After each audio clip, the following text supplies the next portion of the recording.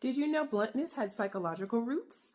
Let's talk hypervigilance. Hypervigilance means your nervous system is on constant alert. It's on the lookout for threats, rejection, danger. The goal of hypervigilance is to stay one step ahead of harm.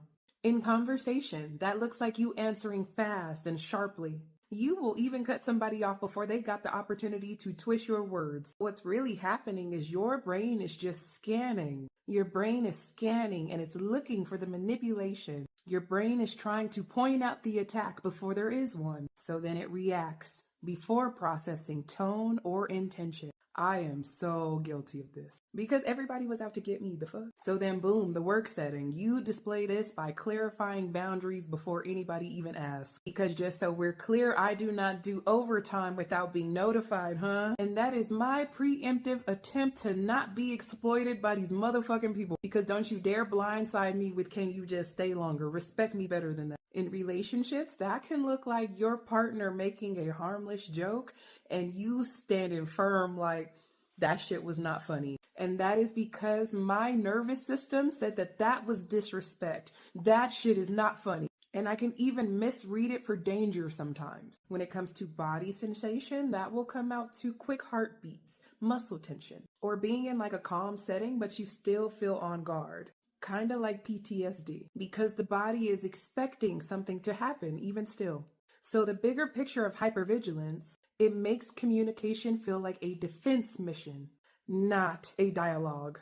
Now let's talk about boundary trauma. And that is repeated experiences of your no being ignored or punished. The goal with this is to finally make sure boundaries are heard. Not just heard, but also enforced. If you want to be aware of boundary trauma, have you ever thought about how loud or sharp your no gets when you have to keep saying it? Because your body, it remembers when the softer no's didn't work. So it escalates quickly to ensure safety. Do you get irritated as hell when people ask you for things? Or maybe you just feel cornered by requests from people. And that is because that is your system associating these things with being used or violated.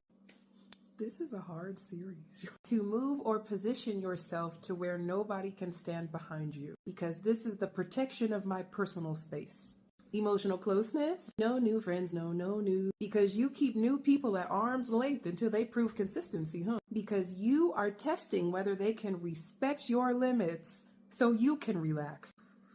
The bigger picture of boundary trauma. The body over enforces boundaries because in the past, boundaries didn't mean anything to others. Defensive independence, because you learned that relying on others led to disappointment. Because relying on others could even lead to exploitation and harm. Because the goal with this means being self-reliant equals safety. So what does defensive independence look like in everyday? In areas like asking for help, you in real life will say, I'll handle it, even if you're too exhausted to handle it. And that is because dependence feels like danger to you, while self-sufficiency feels like control.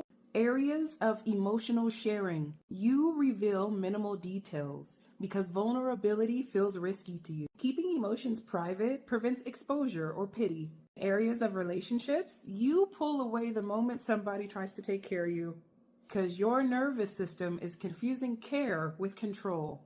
In areas of decision making, you make quick decisions. And that is because quick action equals safety to you.